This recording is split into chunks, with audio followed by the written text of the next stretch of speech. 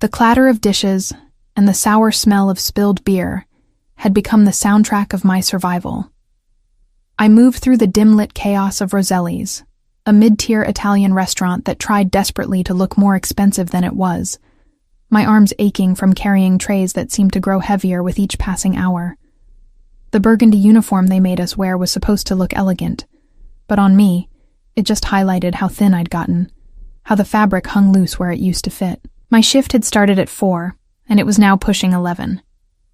My feet screamed in the cheap heels I'd bought at a discount store, the kind that looked professional enough from a distance but left blisters that bled into my socks. I'd gotten good at ignoring pain. You learn that quickly when going home hurts more than anything a double shift can throw at you. "Brooke, table 12 needs water refills," Marco called from behind the bar, his thick Boston accent cutting through the noise. He was the floor manager, a man in his 50s who'd worked at Roselli's since it opened 20 years ago. He wasn't cruel, just perpetually exhausted and short-tempered with anyone who didn't move fast enough. "On it," I called back, grabbing a pitcher from the service station. The cold condensation felt good against my palms, a small mercy in the oppressive heat of the dining room. The AC had been broken for a week, and Mr. Roselli, the owner, kept promising to fix it while pocketing the money that should have gone to repairs. Table 12 was occupied by a young couple celebrating something, their laughter genuine and uncomplicated in a way that made my chest ache with envy. I approached with my practiced smile, the one I'd perfected over 6 months of serving food to people who rarely saw me as human. "More water?" I asked, already tilting the pitcher toward their glasses. "Thank you," the woman said, her diamond engagement ring catching the light as she reached for her glass. She looked happy, safe, loved. Everything I'd once thought I might have, before my mother married Richard. I filled their glasses and moved to the next table, then the next, the rhythm of service providing a mindless comfort. Keep moving, keep smiling, keep your sleeves pulled down over the bruises that had bloomed purple-black on your forearms 2 nights ago, when Richard had grabbed you during one of his episodes. The memory tried to surface, and I shoved it down, focusing instead on the immediate demands of my job. A man at table 8 wanted more bread. A woman at table 3 was ready to order dessert. A family at table 6 needed their check. Simple, manageable problems with clear solutions. Nothing like the inescapable nightmare waiting for me at home. "Brooke." Marco appeared at my elbow, his expression tight with the kind of stress that meant important customers had arrived. "We've got VIPs in the private dining room. Mr. Roselli wants you serving them personally." My stomach clenched. The private dining room was reserved for Roselli's most valued patrons, the kind of people who didn't question prices and tipped in hundreds rather than 20s. It was supposed to be an honor to serve them, but I'd learned that powerful people were often the most demanding, the most likely to complain if everything wasn't perfect. "Is Rita not available?" I asked, thinking of our senior server who usually handled the VIP room. Marco shook his head. "She called out sick. You're up. Don't screw this up, Brooke. These people are important." The emphasis on important sent a chill down my spine, but I nodded and followed him toward the back of the restaurant where the private dining room occupied a corner of the building. It had its own entrance, floor-to-ceiling windows overlooking the street, and decoration that was actually tasteful compared to the main dining area's overdone Italian-American kitsch. Marco knocked once, then opened the door. "Your server will be with you shortly, gentlemen. Please let us know if you need anything." "Gentlemen?" Multiple guests then. I took a deep breath, tugging my sleeves down one more time to make sure the bruises were covered, and stepped inside. The private dining room was dimly lit, candles flickering on a table set for 6, though only 3 men were currently seated. 2 of them I barely registered, my attention immediately caught and held by the man at the head of the table. He was younger than I expected for someone afforded this level of deference, maybe early 30s, with dark hair swept back from a face that would have been handsome, if not for the cold calculation in his eyes. He wore a black suit that probably cost more than I made in 6 months. the fabric draping perfectly across broad shoulders. A silver watch gleamed at his wrist, expensive enough that I recognized it from advertisements in magazines I couldn't afford. But it was his eyes that stopped me cold. Dark, almost black in the candlelight, and sharp with an intelligence that saw everything. When his gaze found me, I felt exposed, as if he could read every secret I'd tried so hard to bury. "Good evening, gentlemen," I managed, my voice steadier than I felt. "My name is Brooke, and I'll be taking care of you this evening. Can I start you off with drinks?"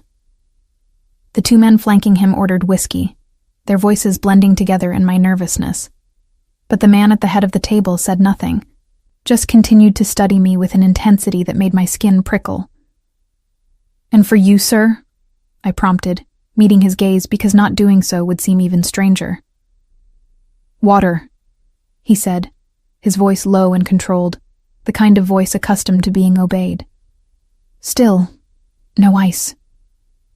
I nodded and started to turn away, eager to escape that penetrating stare, but his next words stopped me. "What happened to your arm?" The question was casual, almost friendly, but something in his tone made it feel like an accusation. I glanced down reflexively and felt my heart stop. My right sleeve had ridden up while I was reaching across the table, exposing the edge of a bruise that bloomed dark purple against my pale skin. "Nothing," I said quickly, tugging the sleeve back down. "Just clumsy. I'll get those drinks for you right away." I fled before he could press further, my hands shaking as I reached the service station. Marco was there, organizing menus, and he glanced at me with concern. "You okay? You look pale." "Fine," I lied, focusing on preparing the drink order. "Just warm in here." He grunted agreement and moved away, leaving me alone with my racing thoughts. Why had that man asked about the bruises? Most people politely ignored the signs of trouble, preferring the comfortable fiction that everything was fine. But there had been something in his eyes. A recognition, maybe, or worse, genuine interest. I delivered the drinks with my sleeve tugged firmly down, keeping my movements efficient, and my gaze averted. The man who'd asked the question watched me throughout the service, his attention never quite leaving me even as he conversed with his companions in low tones I couldn't quite hear. They ordered appetizers, then entrees, the meal stretching out over 2 hours. I served them with mechanical precision, hyper-aware of his gaze tracking my every movement. By the time I brought their check, my nerves were frayed raw. "Will there be anything else?" I asked, setting the leather folder on the table. "Actually, yes," the dark-eyed man said. He stood, his height suddenly apparent as he towered over me. "I'd like to speak with you privately for a moment." My heart hammered against my ribs. "I'm sorry, sir, but I have other tables to attend to." "They can wait," he said, and it wasn't a suggestion. He nodded to one of his companions, who immediately pulled out his phone and made a call.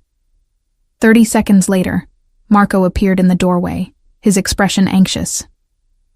"Brooke, help our guest with whatever he needs," Marco said, then disappeared before I could protest. The man who'd summoned Marco with a single phone call now gestured to the chair across from him. "Sit." I should really get back to work, I tried, but his next words cut through my protests like a blade. "Sit down," he repeated, his voice dropping into a register that made it clear this was not a request. "You're not leaving until you explain who gave you those bruises." Terror and shame warred in my chest. This man was clearly powerful, accustomed to getting what he wanted. And right now, what he wanted was the truth I'd spent 6 months desperately hiding. "It's nothing," I said again, remaining standing despite his command. "I'm just clumsy. I trip a lot, knock into things." His eyes narrowed. "Don't insult my intelligence. Those bruises are finger-shaped. Someone grabbed you, hard." "Who was it?" The directness of his question, the absolute certainty in his voice, shattered something inside me. I sank into the chair, my legs suddenly unable to support my weight. "It doesn't matter," I whispered. "There's nothing anyone can do about it." "Try me." I looked up at him. This stranger who had somehow seen through all my carefully constructed defenses in the space of a few hours. There was danger in his eyes, yes, but also something else. A cold fury that wasn't directed at me, but at whoever had marked my skin. "He's a cop," I heard myself say, the words spilling out before I could stop them. "My stepfather. He's a police officer, and he makes sure everyone knows it. No one ever believes that cops can be the bad guys, and the ones who might believe me are his friends, his colleagues. There's no point in fighting it. I'm just saving money to leave, to get far enough away that he can't find me." The silence that followed my confession was deafening. The man across from me went very still, his expression unreadable, but his knuckles white where they gripped the edge of the table. "What's his name?" he asked finally, his voice deadly calm. "Why?" I countered, a surge of protectiveness for myself making me cautious. "What are you going to do? Sue him? Report him to his own department? It won't work. He's protected by the badge and everyone who wears one with him." A cold smile curved his lips, and for the first time, I felt truly afraid of him, rather than just wary. "I'm not interested in legal remedies," he said softly. "What's his name?" I should have stayed silent. Should have made an excuse and fled this room, this restaurant, maybe this whole city. But I was so tired of carrying this burden alone, so exhausted from the nightly terror and the constant vigilance. So I told him. "Richard Crawford. Officer Richard Crawford of the Boston PD." He nodded once, as if I'd confirmed something he'd already suspected. Then he reached into his jacket and pulled out a business card, sliding it across the table to me. "My name is Blake Donovan," he said. "And you're under my protection now, Brooke. Go home tonight as usual. Pack a bag with whatever you can't live without. Tomorrow morning, a car will pick you up and bring you somewhere safe. Don't argue, don't refuse, and don't tell anyone, especially not your stepfather. Do you understand?" I stared at him, at this man who had just upended my entire world with a few sentences. "I don't even know who you are." His smile was humorless. "Yes, you do. You're smart enough to have figured it out by now. The question is whether you're brave enough to trust me." And the terrible thing was, I did know. The deference from Marco and Mr. Roselli, the private room, the phone call that had my manager appearing in seconds, the casual confidence of a man who feared neither police nor consequences. Blake Donovan was connected, powerful, probably criminal. Everything I'd been taught to avoid. But as I looked into his eyes, I saw something I hadn't seen in months. I saw someone who believed me, who was willing to act. Someone who looked at the bruises on my arms and got angry on my behalf. "Why?" I asked. "Why would you help me?" Something flickered in his expression, too fast for me to identify. "Because no one puts their hands on what's mine. And you, Brooke, became mine the moment I saw those bruises." The possessiveness in his words should have frightened me.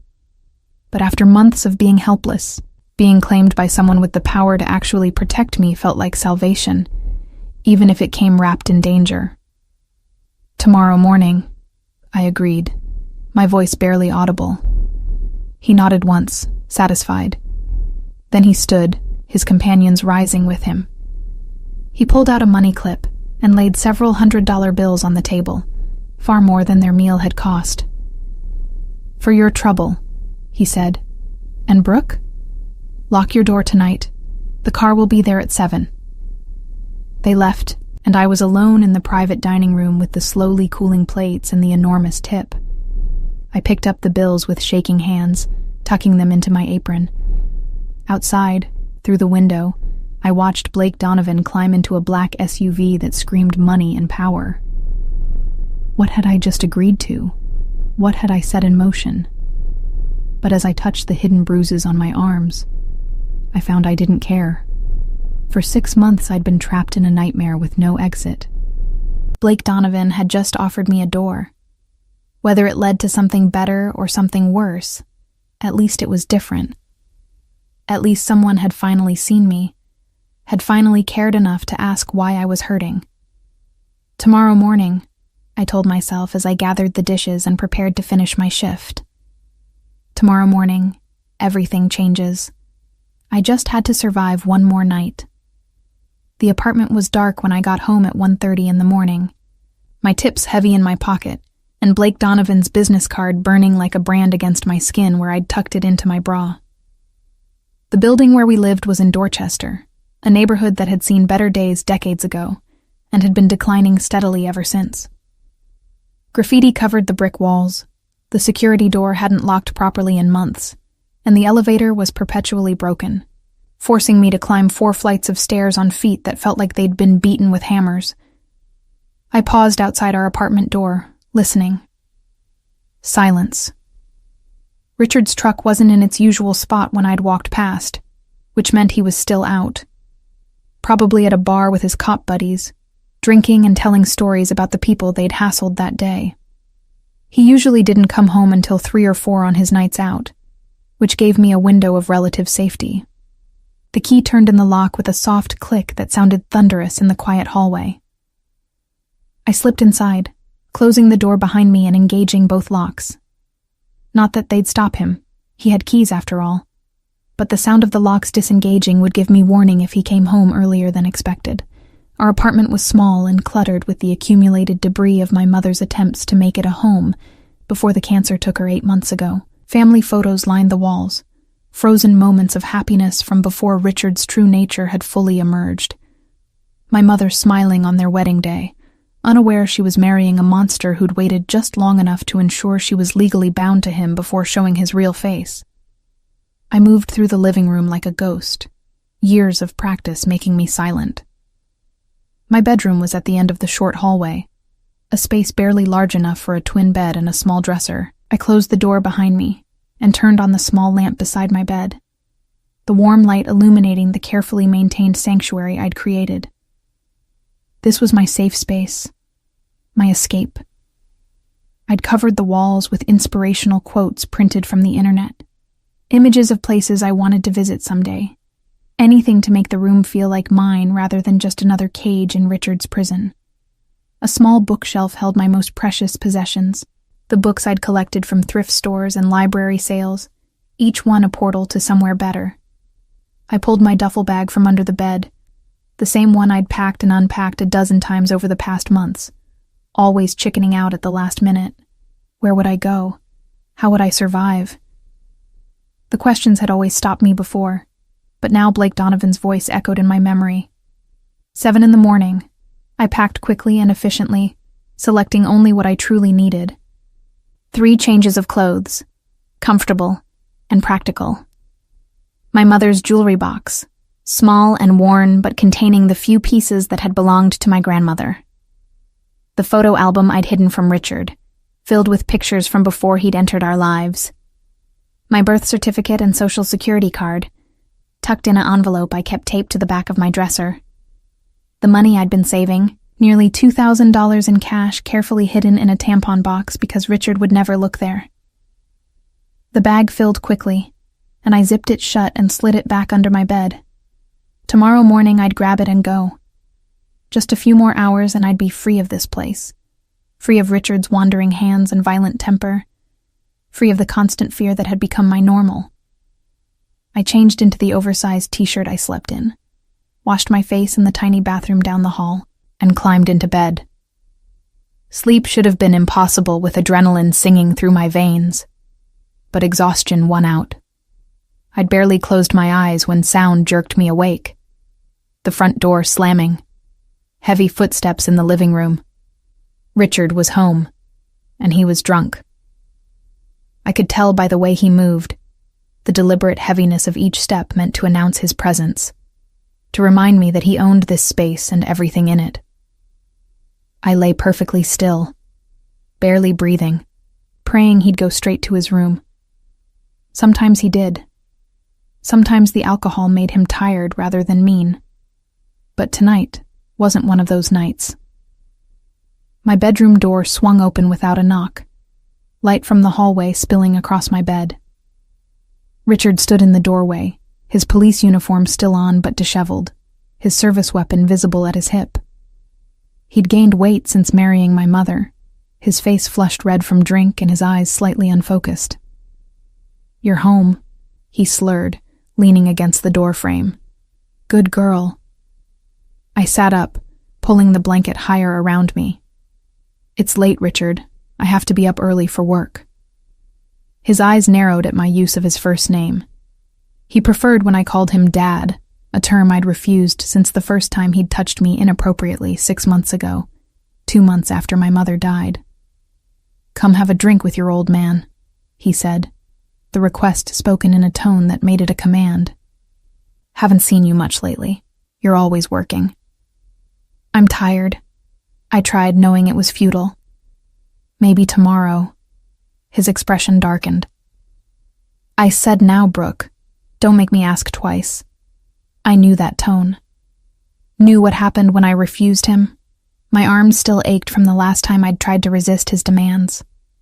Slowly, I climbed out of bed, wrapping myself in the blanket because my t-shirt was thin, and his gaze always lingered too long. I followed him to the living room where he'd left a bottle of whiskey on the coffee table. He poured 2 glasses, slopping liquid over the sides in his drunken state, and thrust one toward me. "Drink," he ordered.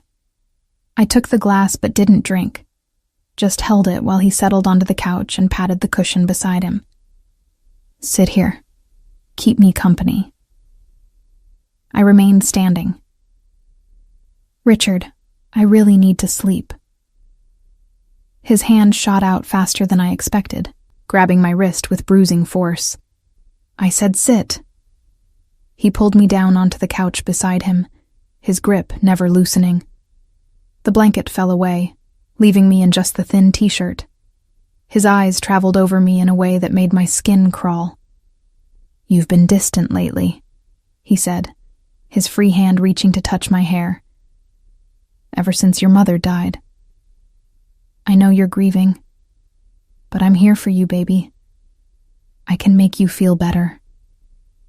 I tried to pull away, but his grip tightened, his fingers digging into the bruises he'd left days before. Pain shot up my arm, and I bit back a cry. "Don't pull away from me," he growled, all pretense of affection vanishing. "I've been patient with you, given you time, but my patience is running out."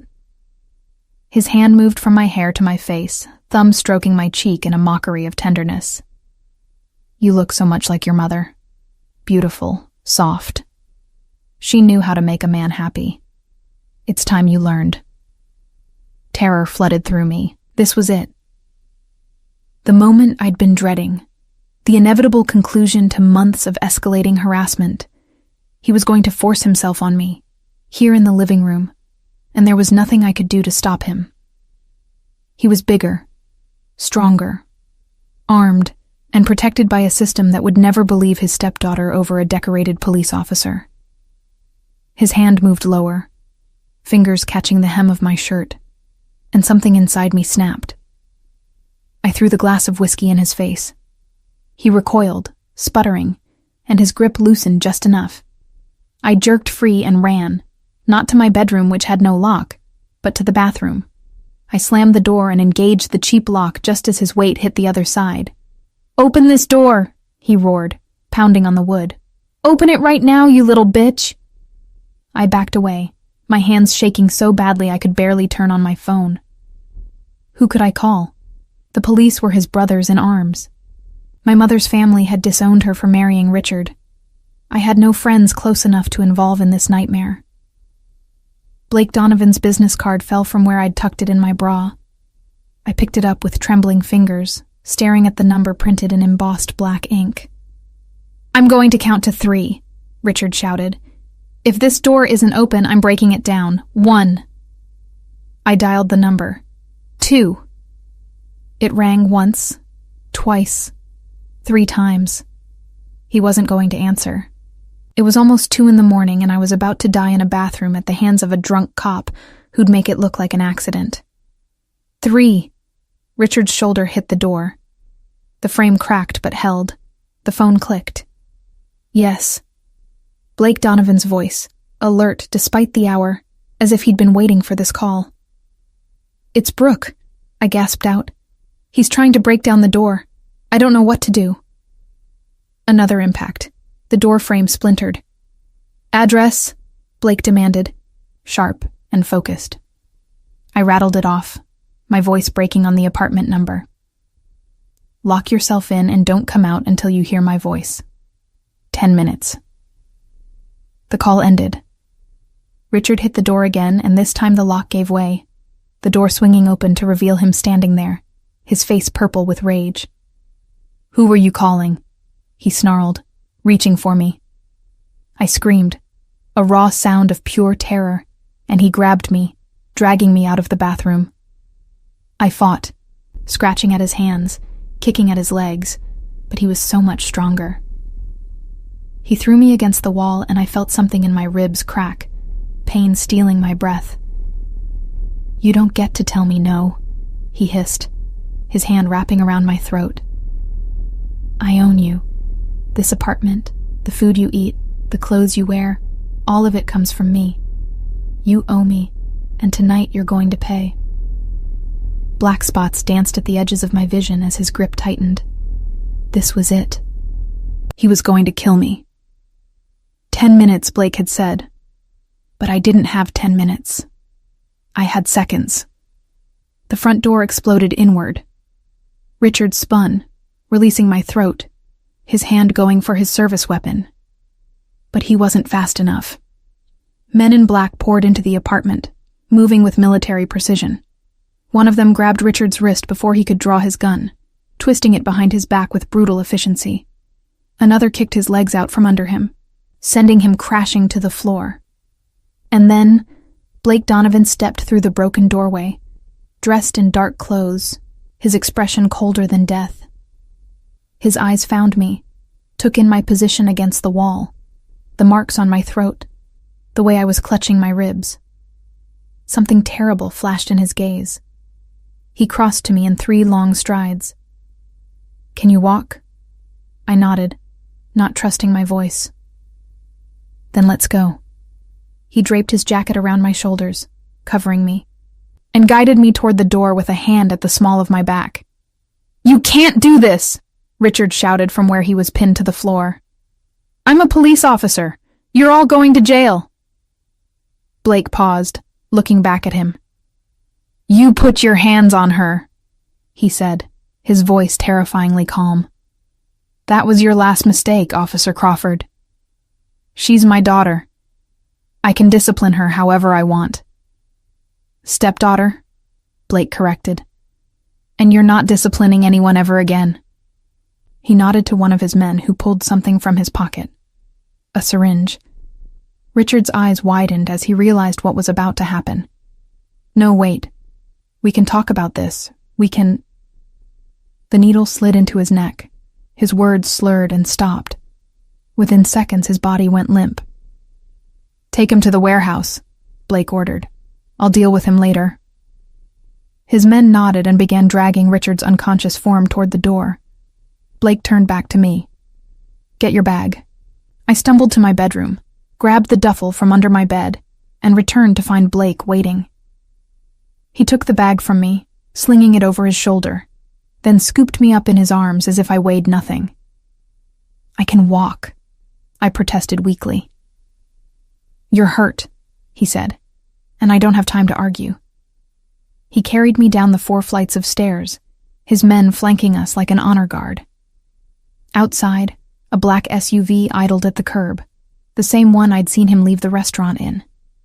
He settled me in the back seat, climbed in beside me, and the vehicle pulled away from the building that had been my prison for 8 long months.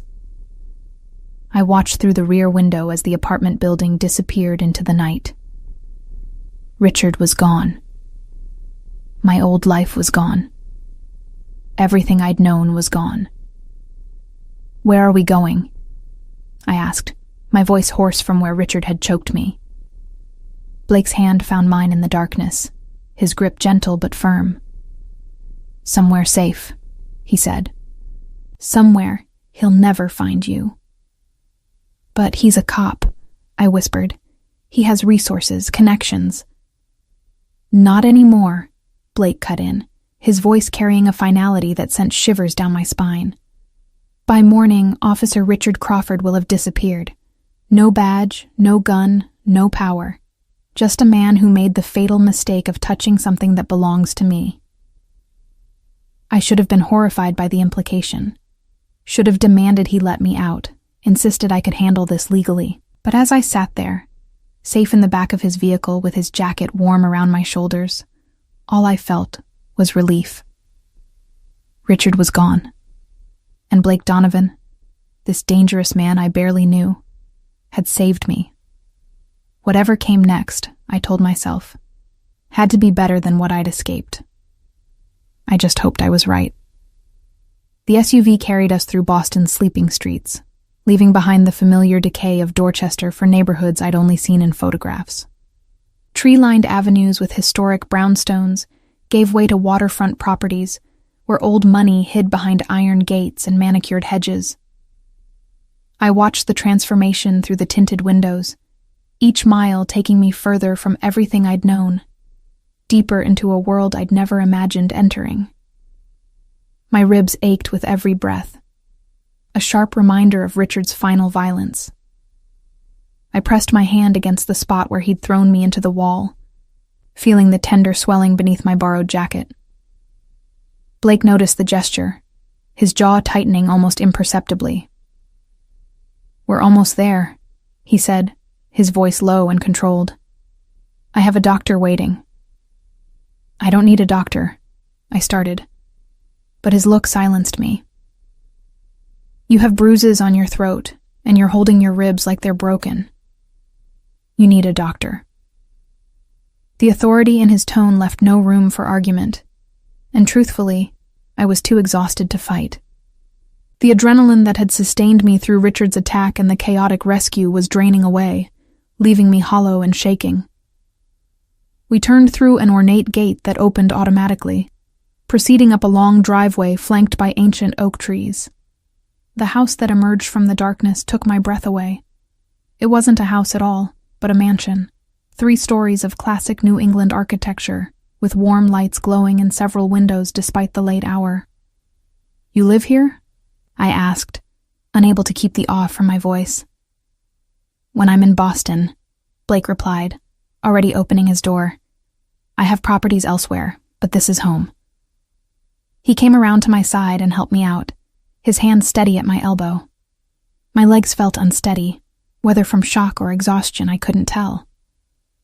The front door opened before we reached it, revealing a woman in her 50s with steel-gray hair pulled back in a neat bun and sharp eyes that assessed me in a single glance. "Mr. Donovan," she greeted him with the familiarity of long service. "Dr. Chen is waiting in the east sitting room." "Thank you, Margaret." Blake guided me inside, and I had a brief impression of marble floors, crystal chandeliers, and artwork that probably cost more than most people earned in a lifetime. But he didn't give me time to gawk, steering me down a hallway to a comfortable room where an Asian woman in her 40s stood waiting beside a leather medical bag. "This is Dr. Sarah Chen," Blake introduced. "She's completely discreet and very good at her job. Sarah, this is Brooke. She needs a full examination." Dr. Chen's expression remained professionally neutral as she approached me, but I saw compassion in her eyes. "Hello, Brooke. I understand you've had a difficult evening. Why don't we get you comfortable, and I'll take a look at those injuries." Blake started to leave, but I caught his hand without thinking. "Don't go," I said, then immediately felt foolish. "I mean, I don't know anyone here. Could you stay?" Something softened in his expression. "Of course." He settled into a chair near the door, far enough to give Dr. Chen room to work, but close enough that I could see him. The examination was thorough, but gentle. Dr. Chen catalogued each injury with quiet efficiency, her face growing grimmer with each bruise she documented. The worst was my ribs, 2 of which were cracked but not fully broken. She wrapped them carefully, her touch expert despite my wincing. "The bruises on your throat and arms are consistent with manual strangulation and restraint," she said, making notes in a tablet. "The rib injuries are from blunt force trauma. You're lucky nothing's broken worse than this." She paused, meeting my eyes. "How long has this been going on?" 6 months, I admitted, my voice barely above a whisper. "Since my mother died." Dr. Chen's lips thinned, but she didn't comment further, instead pulling medications from her bag. "Painkillers for the ribs. Take them every 6 hours, anti-inflammatories, and something to help you sleep if you need it." She handed me the bottles, then turned to Blake. "She needs rest. No strenuous activity for at least 2 weeks. The ribs will take 4 to 6 weeks to fully heal." Blake nodded, rising from his chair. "Thank you, Sarah. Margaret will see you out." After Dr. Chen left, Blake stood looking at me with an expression I couldn't quite read. "You should eat something," he said finally. "Then sleep. Margaret prepared a room for you." As if summoned, the housekeeper appeared with a tray bearing soup, bread, and tea. She set it on the table beside me with a gentle smile. "I thought something light would be best, dear. You've had quite a shock." The kindness in her voice undid something inside me. Tears welled in my eyes and spilled over before I could stop them. "Thank you," I managed. "Both of you. I don't know how to repay." "You don't owe us anything," Blake interrupted, his voice firm. "Eat, then Margaret will show you to your room." He left before I could respond, his footsteps echoing down the hallway. I ate mechanically, the soup warming me from the inside even as questions swirled through my exhausted mind. Who was Blake Donovan really? What did he want from me? And what had he meant when he kept saying I belonged to him? After I'd managed a few bites, Margaret led me up a grand staircase to the 2nd floor. The room she showed me was larger than the entire apartment I'd shared with Richard, decorated in soft creams and blues with a 4-poster bed that looked like something from a magazine. "The bathroom is through there," Margaret indicated a door to the right. "You'll find everything you need. Fresh towels, toiletries, pajamas in the dresser. If you need anything else, just press this button." She showed me a discreet panel beside the bed. "It will page me directly." "Thank you," I said again, overwhelmed by the luxury surrounding me. She patted my hand gently. "You're safe now, dear. Mr. Donovan takes care of his people. Try to rest." Alone in the beautiful room, I explored hesitantly. The bathroom was all marble and gold fixtures, with a shower large enough for 3 people and a bathtub that could practically qualify as a small pool. Fluffy white towels were stacked neatly on warming racks. The toiletries were high-end brands I recognized from advertisements, but had never been able to afford. I caught sight of myself in the mirror and flinched. My throat bore the clear imprint of Richard's fingers, purple bruises standing out starkly against my pale skin. My hair was tangled, my eyes hollow with exhaustion and shock. I looked like what I was, a victim, and the sight filled me with shame. I showered quickly despite the luxury around me, the hot water stinging my injuries but washing away the last physical traces of Richard's touch. The pajamas Margaret had mentioned were silk, soft against my tender skin as I pulled them on. They fit perfectly, which meant Blake had somehow guessed my size. The thought should have been creepy, but instead felt oddly comforting. I climbed into the massive bed, sinking into sheets with a thread count I couldn't begin to estimate. The mattress cradled my aching body, and despite everything, despite the chaos and terror and uncertainty, sleep began to pull me under. My last conscious thought was of Blake Donovan's face when he'd found me pressed against that wall. Richard's hand around my throat. The cold fury in his eyes hadn't been scary. It had been beautiful. I woke to sunlight streaming through gauzy curtains and the smell of coffee. For a moment, I didn't remember where I was, only that the bed was incredibly comfortable, and I didn't hurt quite as much as I expected. Then memory crashed back, and I sat up too quickly, my ribs protesting the movement. This was real. I was in Blake Donovan's mansion. Richard was gone. Everything had changed. A soft knock at the door preceded Margaret's entry. She carried a breakfast tray which she set on the bedside table. "Good morning, dear. How are you feeling?" "Sore," I admitted, "but better than last night." "Dr. Chen said that's to be expected. She'll be back tomorrow to check on you. In the meantime, Mr. Donovan asked that you join him for lunch once you're ready. There's no rush," she added, seeing my panicked expression. "Take your time. There are clothes in the closet that should fit you." After she left, I picked at the breakfast: fluffy scrambled eggs, crispy bacon, fresh fruit, and the kind of coffee that probably cost more per pound than I made in a week. Everything tasted incredible, but anxiety kept my appetite minimal. The closet Margaret had mentioned turned out to be a walk-in space filled with women's clothing, all in my size, all with the tags still attached. Jeans, sweaters, dresses, even shoes and accessories. I ran my fingers over the soft fabrics, recognizing some designer labels, completely overwhelmed. He'd had all this prepared for me. Before last night, before Richard's attack, Blake had already planned to bring me here, had already decided I needed protecting. The possessiveness of it should have frightened me, but instead, I felt something else. For the first time in my life, someone had decided I was worth protecting. I chose simple jeans and a soft blue sweater, leaving my hair loose around my shoulders to hide some of the bruising on my neck.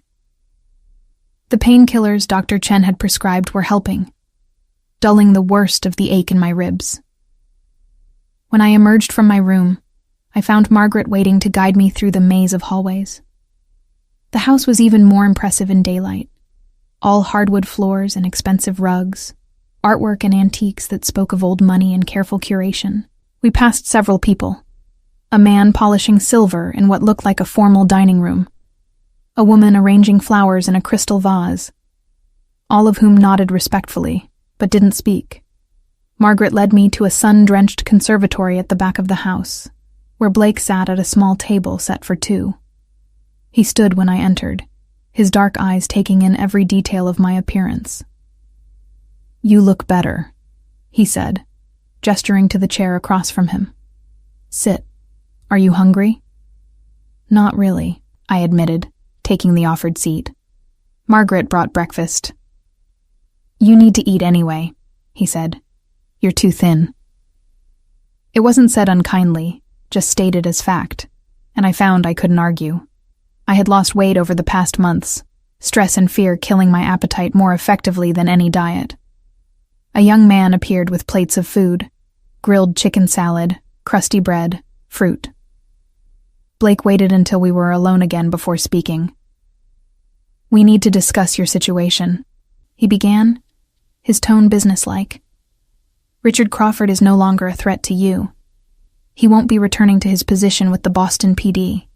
In fact, he won't be returning anywhere." The implications hung heavy in the air. "You killed him," I said, surprised by how calm I sounded. "I haven't decided yet," Blake replied, taking a sip of water. "That depends on several factors. But regardless, he's gone from your life permanently. You don't need to be afraid anymore." Just like that? I couldn't keep the skepticism from my voice. "He's a cop, Blake. He has friends, colleagues who'll look for him." "Let them look." Blake's expression was arctic. "They won't find anything. And even if they did, they wouldn't move against me. I have connections that make Richard Crawford's badge look like a toy." The casual confidence with which he spoke of being above the law should have terrified me. Instead, I felt only relief. Richard was gone. Really, truly gone. What happens now? I asked. With me, I mean. I can't stay here indefinitely. I need to work, to save money. You're not going back to Roselli's, Blake interrupted. That life is over. Then what am I supposed to do? Frustration crept into my voice. I can't just hide here forever. His gaze intensified, pinning me in place. Why not? Because that's not a life. I need purpose, independence. I broke off, suddenly aware of how ungrateful I sounded. I'm sorry. I don't mean to seem unappreciative. You saved me. You've given me more than I could ever repay. But I can't be someone's charity case. Something flickered in his expression. Is that what you think you are? Charity? What else would I be? He leaned forward, his presence suddenly overwhelming despite the table between us.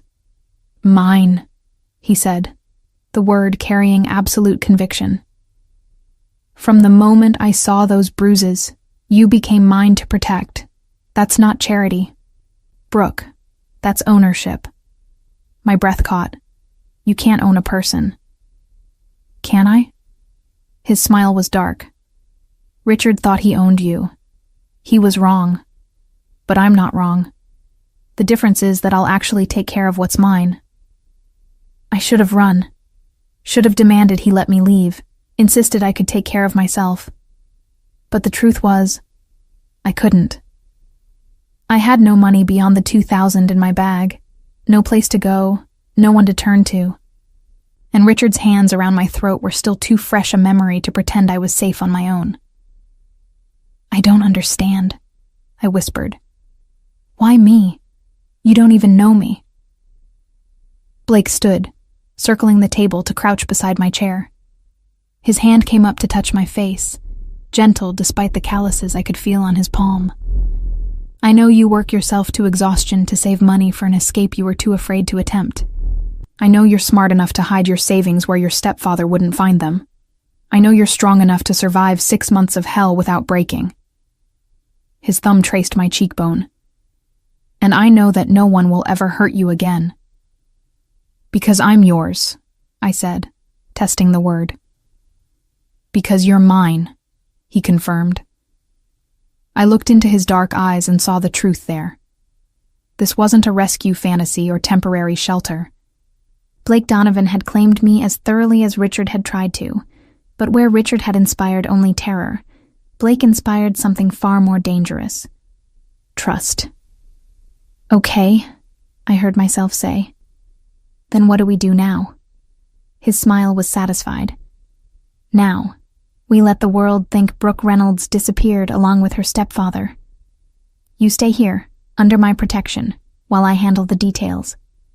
In a few weeks, when the dust has settled, we'll decide what comes next. And if I want to leave? I asked, needing to know. If I decide this isn't what I want? Something hard entered his expression. Then I'll let you go, he said. But you won't want to leave, Brooke. I take care of what's mine. The promise in his words sent shivers down my spine. I was trading one cage for another, one controlling man for another. But as Blake stood and offered me his hand, I took it. Because this cage was gilded and beautiful, and the man offering it had saved my life. Whatever came next, I told myself, I'd face it from a position of safety. For now, that was enough. 3 days passed in the strange cocoon of Blake's world. I spent them healing, both physically and mentally, cocooned in luxury I'd never imagined experiencing. Margaret brought meals to my room when I wasn't ready to venture out. Dr. Chen visited daily to check my progress. And Blake appeared each evening to check on me with an intensity that made my breath catch. I learned the rhythms of the household, the quiet efficiency of the staff who moved through the mansion like ghosts, attending to tasks I never saw but whose results surrounded me. The distant sound of Blake's voice from his study, speaking in tones that ranged from cordial to coldly threatening, depending on who was on the other end of his calls. the fortress-like security that made the property impenetrable, with cameras and guards stationed at every entrance. By the fourth day, my ribs hurt less, and I could move without wincing. I ventured downstairs on my own for the first time, drawn by curiosity and the need to understand more about the man who'd claimed me. The house was a maze of rooms, each more beautiful than the last, filled with art and antiques that spoke of generations of wealth. I found myself in what appeared to be a library, floor-to-ceiling shelves filled with leather-bound volumes. Sunlight streamed through tall windows overlooking manicured gardens, and I lost myself wandering the stacks, running my fingers over spines, pulling out occasional books to read their inscriptions. Looking for something specific? Blake's voice startled me. I spun to find him leaning against the doorframe, dressed casually in dark jeans and a black sweater that emphasized his broad shoulders. "Just exploring," I said, tucking the book I'd been examining back onto the shelf. "I hope that's okay." "This is your home now," he replied, entering the room. "You're free to go anywhere you want." "Anywhere except outside the gates," I noted. His expression didn't change. "For now, until I'm certain all threats have been neutralized." "What threats?" I asked, moving closer. "Richard's gone. You said so yourself." "Richard is gone," Blake confirmed. "But his disappearance has raised questions. His colleagues are looking for him. And while they won't find anything, it's better to keep you hidden until their investigation loses steam." The casual way he discussed it sent a chill through me. "What did you do to him, Blake? Really?" He studied me for a long moment, as if deciding how much truth I could handle. "Do you really want to know?" Did I? Part of me wanted to maintain plausible deniability, to pretend Blake was simply a wealthy benefactor who'd helped me escape a bad situation. But the larger part needed to understand exactly what kind of man had claimed ownership of me. "Yes," I said firmly. "I want to know." Blake moved to the window, looking out at the gardens. "Richard Crawford is alive," he began. "For now. He's being held in a secure location where he's being questioned about his activities, both official and unofficial. My people are very good at extracting information." "You mean torture," I said, my stomach churning. "I mean persuasion," Blake corrected. "And before you waste sympathy on him, you should know what we've learned. Richard wasn't just corrupt, he was actively involved in a trafficking ring. Girls as young as 14, exploited and sold by men who were supposed to protect them." His voice went cold. "You weren't his first victim, Brooke. You were just his most recent." The revelation hit me like a physical blow.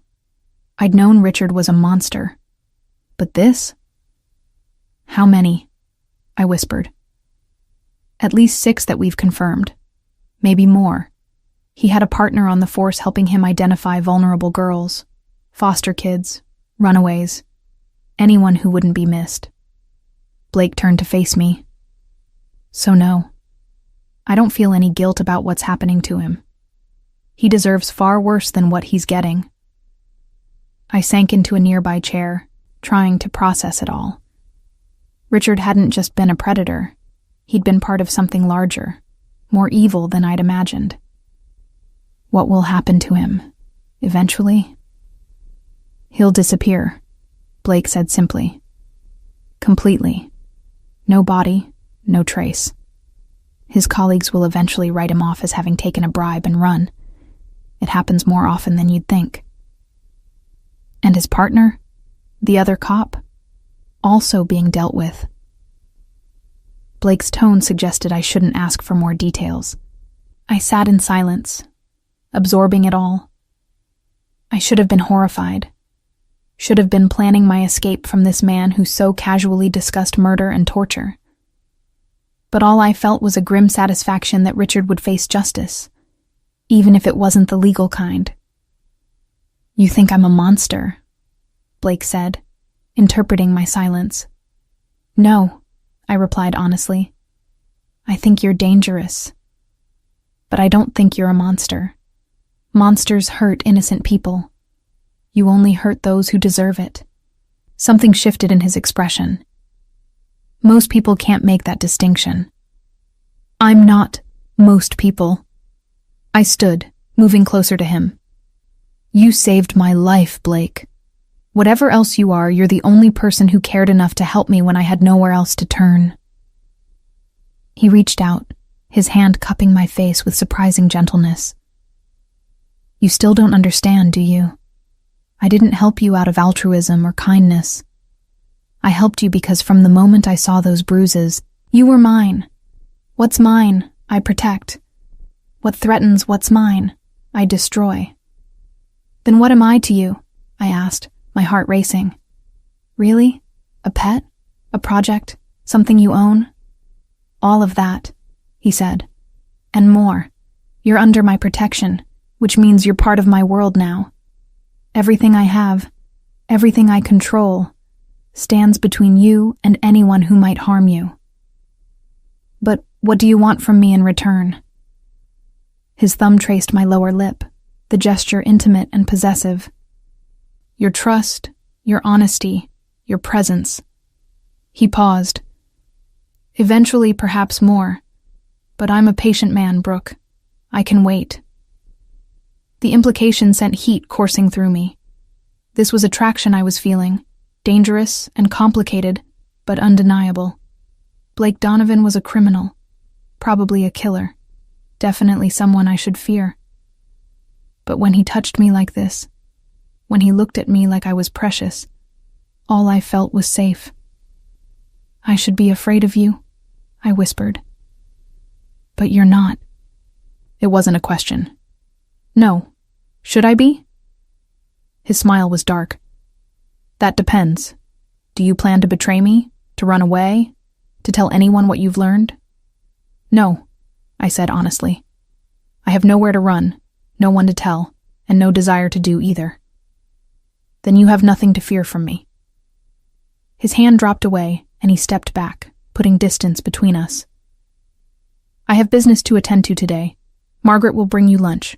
Feel free to explore the house, use the library, whatever you'd like. Just stay on the property. He started to leave, but I called after him.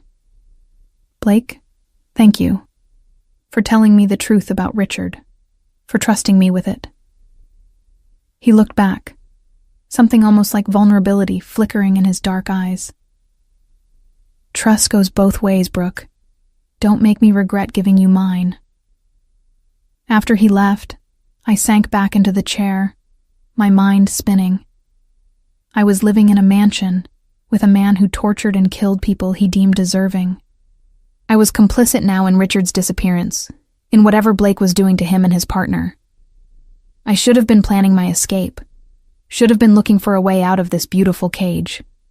Instead, I found myself thinking about the way Blake's hand had felt against my face, the heat in his eyes when he'd said eventually, perhaps more. I was developing feelings for my captor, or protector, or whatever he was. Stockholm Syndrome, probably.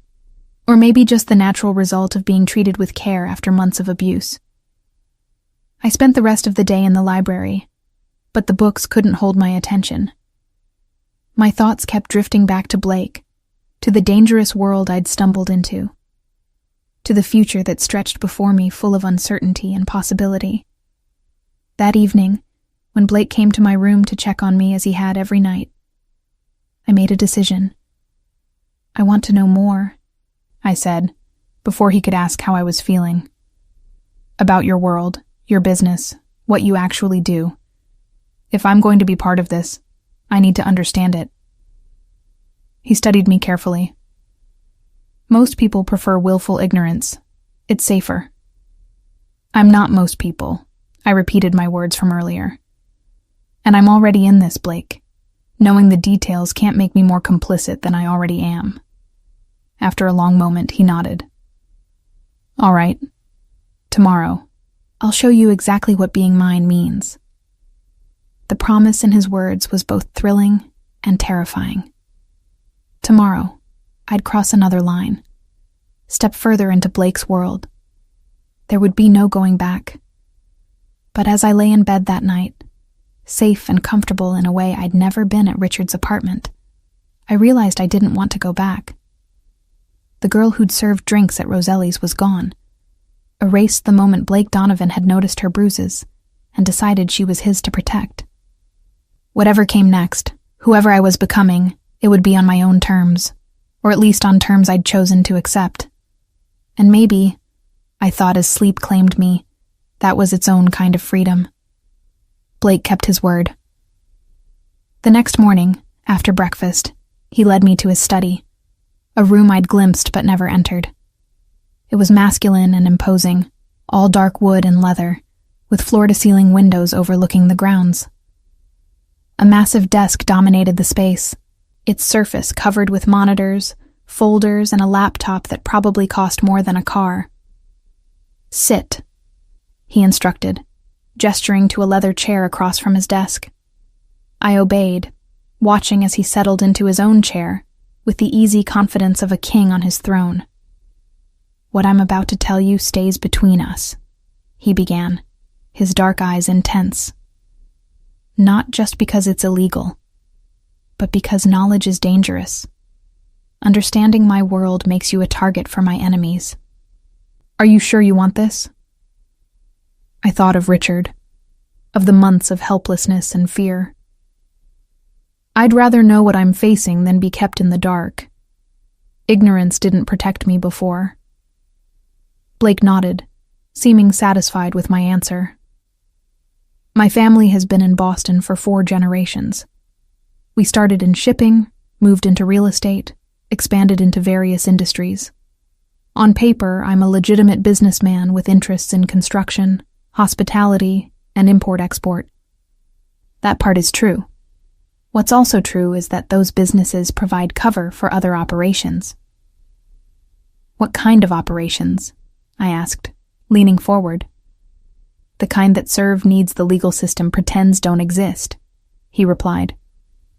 "Gambling for people who want privacy, protection for businesses in dangerous neighborhoods, conflict resolution for those who can't or won't go to the police, information brokerage, and yes, occasionally, the removal of people who've become problems." "You're the Mafia," I said, the word feeling strange on my tongue. "I'm the head of an organization that operates outside legal constraints," he corrected. "The Italian families don't have the monopoly on organized crime anymore. Boston's underworld is more diverse now, more corporate. We have territories, yes, but we also have partnerships, treaties, business arrangements." He stood, moving to a large map on the wall that showed Boston and the surrounding areas. Different sections were marked in various colors, though the coding system meant nothing to me. "Red is mine," he explained, noting my confusion. "Direct control. Blue is Allied territories. Yellow is neutral. Black is enemy holdings." He pointed to several black-marked areas. "The Irish still control parts of South Boston. The Russians have a foothold in Brighton. Various Asian syndicates operate in Chinatown. We coexist mostly because open warfare is bad for business."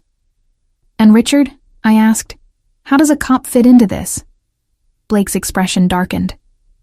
"Richard was freelancing, selling information to whoever would pay, running his own operation on the side. He wasn't affiliated with any organization, which made him dangerous. Loose cannons tend to draw federal attention, and that's bad for everyone." "So you would have dealt with him eventually," I realized, "even without me." "Eventually," he confirmed, "but you accelerated the timeline. The moment I saw what he'd done to you, he became a priority target." I absorbed this, trying to reconcile the violence he was describing with the man who'd held my hand in the car, who checked on me every evening. "Don't you ever want out? A normal life?" He laughed, a harsh sound devoid of humor. "This is my normal, Brooke. I was born into this world. My father ran the organization before me, his father before him. It's not something you retire from. You either die in power or you die weak. I prefer the former." That's a grim outlook. It's a realistic one. He returned to his desk, pulling up something on his laptop. Come here. I want to show you something. I circled the desk to stand beside him, looking at the screen. It showed a series of spreadsheets, numbers that meant nothing to me but clearly represented significant amounts of money. This is what I'm worth, he said, scrolling through the pages. Legitimate holdings, about 800 million. Illegitimate holdings, roughly the same. I employ directly or indirectly about 3,000 people. I have politicians, judges, and police on my payroll. I own pieces of companies you've heard of. I have influence that extends far beyond Boston. The sheer scale of it was dizzying. Why are you telling me this? He turned to face me, his expression serious. Because you need to understand what being mine means. It's not just protection, Brooke. It's access to all of this. Whatever you need, whatever you want, it's yours. Education, career, lifestyle, name it, and I'll provide it. In exchange for what? I asked, though I suspected I knew the answer. Your loyalty, your trust, your presence in my life. He stood, his height suddenly overwhelming in the small space between us. I'm not a good man, Brooke. I've killed people. I've ordered deaths. I've destroyed lives and businesses when it suited my purposes. But I take care of what's mine, and you're mine. His hand came up to cup my face, thumb tracing my cheekbone in a gesture that was becoming familiar. I want you, not just as someone under my protection, but as a true partner. Someone who understands my world, who can stand beside me in it. That's what I'm offering. My breath caught. This was more than I'd expected, more than I'd dared to hope for. And if I say yes, what does that look like? It looks like you learning every aspect of my operations, meeting my associates, understanding the business, both legal and illegal. Eventually, having your own role in the organization if you want it. His eyes searched mine. I'm not looking for a pretty ornament, Brooke. I have enough of those. I want an equal, or as close to equal as anyone can be in my world. Why me? I asked, genuinely confused. You could have anyone. Women with education, connections, women who come from this world. Because you survived 6 months of hell without breaking, he said simply. Because you're smart enough to hide your money where your abuser wouldn't find it. Because when I offered you a way out, you took it despite not knowing where it would lead. You have survival instincts, adaptability, strength. Those are rare qualities. He stepped closer, his other hand coming to rest on my waist. And because from the moment I saw you, something in me recognized something in you. We're both survivors, Brooke. We've both had to become harder than we wanted to be. The difference is that I was born to this life. You chose it when you got in that car with me. He was right. I'd made a choice that night, and every day since I'd been making the same choice to stay, to accept his protection, to allow myself to become entangled in his world. I want time, I said finally. Not to decide if I'm staying. I know I am. But to adjust, to learn, to become someone who can actually be what you're describing. Fair enough. He released me, stepping back. We'll start slowly. Today you'll sit in on some meetings. Observe, listen, ask questions afterward. See if you can handle being in a room with the kind of people I do business with. A knock at the door interrupted us. One of Blake's men, a tall, scarred individual I'd seen around the property, entered. Boss, the Irish delegation is here, and Sullivan called. He's got information on the Crawford case. Show the Irish to the conference room. Tell Sullivan I'll call him back. Blake's demeanor shifted instantly from intimate to all business. He looked at me. Ready for your first meeting? I wasn't. I was terrified. but I nodded anyway. Ready. The conference room was on the first floor, a space I hadn't explored yet. It was dominated by a long mahogany table surrounded by leather chairs. Large windows overlooked the gardens, but heavy drapes could be drawn for privacy. Several men were already seated when we entered, all of them turning to look at me with varying degrees of curiosity and suspicion. "Gentlemen," Blake greeted them, his hand at the small of my back, guiding me to a chair beside his at the head of the table. "This is Brooke Reynolds. She's under my protection and will be observing our meetings from now on." One of the men, older with graying red hair and the weathered face of someone who'd lived hard, spoke up. "With all due respect, Donovan, we don't conduct business in front of outsiders." "Brooke isn't an outsider," Blake replied, his tone leaving no room for argument. "She's mine. That makes her family. And we both know you conduct business in front of your family, O'Brien." O'Brien studied me for a long moment, then nodded grudgingly. "Fair enough. But if she talks..." "She won't," Blake interrupted. "And if anyone gives her reason to, they'll answer to me. Are we clear?" Murmurs of agreement around the table. The meeting proceeded, a discussion of territories and profit sharing that went mostly over my head. But I listened carefully, noting names and connections, beginning to piece together the complicated web of relationships that made up Blake's world. I watched him work, saw the respect and fear he commanded, observed how he negotiated and when he put his foot down. This was Blake Donovan in his element, powerful and decisive, a man who controlled an empire through a combination of intelligence and intimidation. And I was sitting at his right hand, being introduced to his world as someone who belonged there. The meeting lasted 2 hours. By the end, my head was spinning with information, but I'd held my composure, hadn't embarrassed Blake or myself. When the Irish delegation left, Blake turned to me. "Well, what did you think?" "I think I have a lot to learn," I admitted. "But I also think I can do this, if you're patient with me." His smile was approving. "I can be very patient when the reward is worth the wait." Over the following days, I attended more meetings, met more of Blake's associates, began to understand the intricate hierarchy of his organization. I learned which businesses were fronts, which politicians were on the payroll, how money moved through the system to emerge clean on the other side.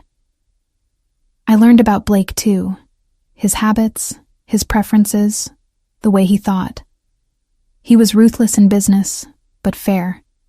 He didn't tolerate betrayal or incompetence, but he rewarded loyalty and intelligence. People respected him not just because they feared him, but because he was genuinely good at what he did. And with each passing day, I felt myself changing. The frightened girl who'd served drinks at Roselli's was evolving into someone harder, more confident. Someone who could sit in a room full of criminals and hold her own. Someone who was falling for the dangerous man who'd claimed her. 2 weeks after Blake had rescued me from Richard's apartment, I woke to find him standing at the window of my bedroom, silhouetted against the early morning light. I'd left the door unlocked the night before, a silent invitation I hadn't consciously acknowledged making, but that had clearly been understood. "Blake?" My voice was rough with sleep. He turned, and the intensity in his eyes stole my breath. "Get dressed. We're going somewhere." 30 minutes later, we were in one of his SUVs, driving through Boston's awakening streets.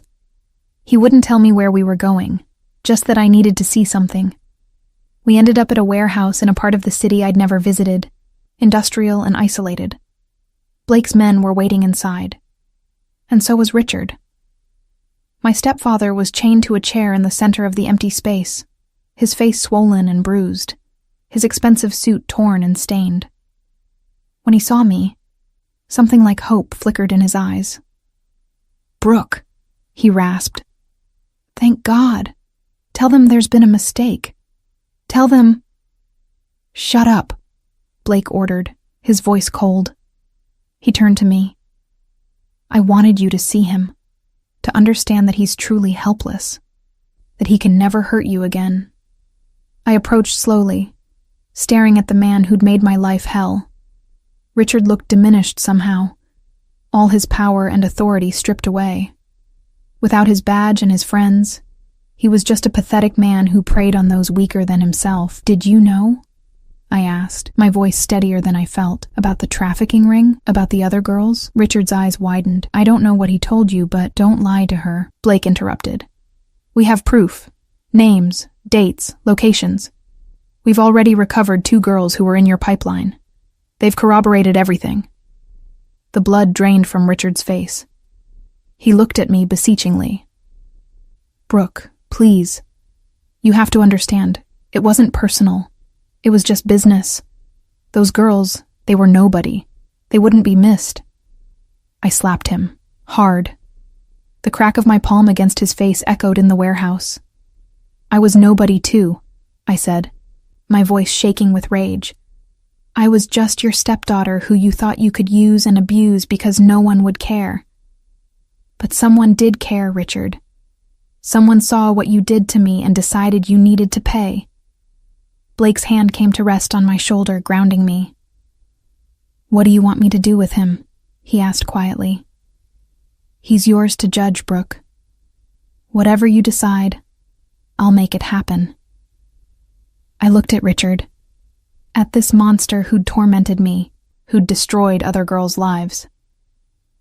Part of me wanted him to suffer, to experience every ounce of fear and pain he'd inflicted on others.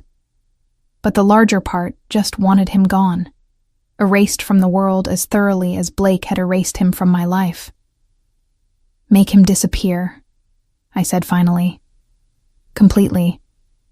I don't want to ever think about him again." Blake nodded. "Consider it done." He gestured to his men, who moved forward to take Richard away. My stepfather screamed, begged, promised anything and everything if they'd just let him live. But his pleas fell on deaf ears. Blake guided me outside, into the clean morning air. I was shaking, whether from cold or delayed reaction I couldn't tell. He wrapped his jacket around my shoulders and held me while I processed what I'd just done. "That was brave," he murmured into my hair. Facing him, making the call. "I sentenced a man to death," I said, testing the words. "I should feel guilty. But you don't." "No," I admitted. "I feel relieved, free." He pulled back to look at me, his dark eyes searching. "This is who you are now, Brooke. Someone strong enough to do what needs to be done. Someone who belongs in my world." "Your world," I repeated. "Not just under your protection anymore?" "Not if you don't want to be." His hands came up to frame my face. "I told you before that I wanted a partner, not a pet. The past 2 weeks, watching you learn, seeing how you handle yourself in meetings, observing your strength, it's only confirmed what I knew from the beginning. You're meant to stand beside me, not behind me." My heart raced. "Blake, I'm in love with you," he said, the declaration delivered with the same certainty he brought to every decision. "I know it's too soon. I know the circumstances are complicated, but I've never been good at pretending. You're mine, Brooke, but I want to be yours too." The confession undid me. I'd been falling for him slowly, trying to convince myself it was just gratitude or Stockholm syndrome. But standing there in the aftermath of confronting my greatest fear, supported by the man who'd made himself my shield and my sword, I realized the truth. "I love you too," I whispered. "God help me, but I do." His kiss was inevitable, consuming, claiming me as thoroughly as his words had. I kissed him back with everything I had, pouring months of fear and pain and desperate hope into the connection. His hands tangled in my hair, mine gripped his shoulders, and for a moment nothing existed except the two of us. When we finally broke apart, both breathing hard, he rested his forehead against mine. "Come home with me," he said. Not to a guest room, but to my room, to my bed. Be mine completely. I already am, I replied. I have been since that night at Roselli's. The drive back to the mansion was charged with tension. Blake's hand never left mine, his thumb tracing patterns on my palm that sent shivers through me. When we finally arrived, he led me not to the bedroom I'd been using, but to his private suite on the 3rd floor. His room was masculine and spare, dominated by a massive bed with black silk sheets. Floor-to-ceiling windows offered a panoramic view of the grounds and the river beyond. It was a room designed for power and privacy, and I was being invited into it. Last chance, Blake said, his voice rough. Once we cross this line, there's no going back. You'll be mine in every way. I don't want to go back, I said, reaching for him. I only want forward. What followed was inevitability. Passion born from weeks of tension and denied attraction. Blake was possessive and demanding, claiming every inch of me with a thoroughness that left me breathless. But he was also surprisingly gentle, attuned to my body's responses, careful of my healing ribs. Afterward, as I lay wrapped in his arms, satiated and safe, I finally understood what he'd meant about being his. It wasn't about control or ownership in the way Richard had tried to claim me. It was about belonging to someone who would burn the world down to keep me safe, who valued me not just as a possession but as a partner. What happens now? I asked, tracing patterns on his chest. Now we build our empire together, he replied. I'll teach you everything I know. You'll take on responsibilities within the organization. Eventually, you'll be my second, my co-ruler. He paused. And when you're ready, we'll make it official. Marriage, a public claiming that tells the world you're mine and I'm yours. Marriage. The word should have scared me. Instead, it filled me with a sense of rightness. Not yet, I said softly. I need time to become someone worthy of standing beside you publicly. You already are, he insisted. But I can wait. I told you I'm patient. The next few months proved his patience. He kept his word about teaching me, involving me in every aspect of his operations. I learned to negotiate, to read people, to spot lies and leverage weaknesses. I attended meetings, made decisions, earned the respect of his associates through competence rather than just being the boss's girl. I also learned to live with the violence, not committing it myself. Blake never asked that of me, but understanding that it was sometimes necessary in his world. I learned to separate the man I loved from the ruthless criminal he needed to be to maintain his empire. And I fell more deeply in love with him every day, not despite his darkness but with full knowledge of it. Because he showed me his vulnerable moments too, the rare times when the weight of leadership was heavy on his shoulders, when he questioned decisions, when he needed someone to simply hold him without judgment. 6 months after that morning in the warehouse, Blake proposed properly. Not with words and a ring in a public restaurant, but privately, in the library, where we'd had our first real conversation. Marry me, he said simply, offering a ring that had belonged to his grandmother. Be my wife, my partner, my equal in all things. Yes, I replied without hesitation, because by then I knew exactly who Blake Donovan was and who I'd become loving him. We were two broken people who'd found wholeness in each other, two survivors who'd built something powerful and dark and beautiful. The wedding was small, intimate, attended only by his closest associates and the household staff who'd become like family. I wore white despite having surrendered my innocence long before in Blake's bed, because what we had together felt pure even if the world outside would never understand it. When he slipped the ring on my finger and kissed me as his wife, I felt the final piece of my transformation lock into place. I was no longer Brooke Reynolds, the frightened waitress running from her abusive stepfather. I was Brooke Donovan, partner to one of Boston's most dangerous men, someone who could navigate his world with competence and confidence. Richard had tried to break me. Blake had helped me become unbreakable. That night, as I lay in our bed, our bedroom now, truly ours, I thought about the bruises that had changed everything. They'd been marks of violence and abuse, but they'd also been the catalyst that brought Blake into my life. In a twisted way, I was grateful for them. "What are you thinking about?" Blake asked, pulling me closer. "About how sometimes the worst things lead to the best outcomes," I replied. "About how being saved by the wrong person led me to the right one." He kissed my temple. "There's nothing wrong about me protecting what's mine." "No," I agreed, smiling in the darkness. "There's really not." The girl who'd served drinks at Roselli's was gone, erased as thoroughly as Richard had been. In her place was someone stronger, harder, more dangerous. Someone who'd learned that monsters came in many forms. Some wore badges and pretended to be heroes. Others built empires in the shadows but protected their own with absolute devotion. I'd traded one cage for another, but this one I'd chosen.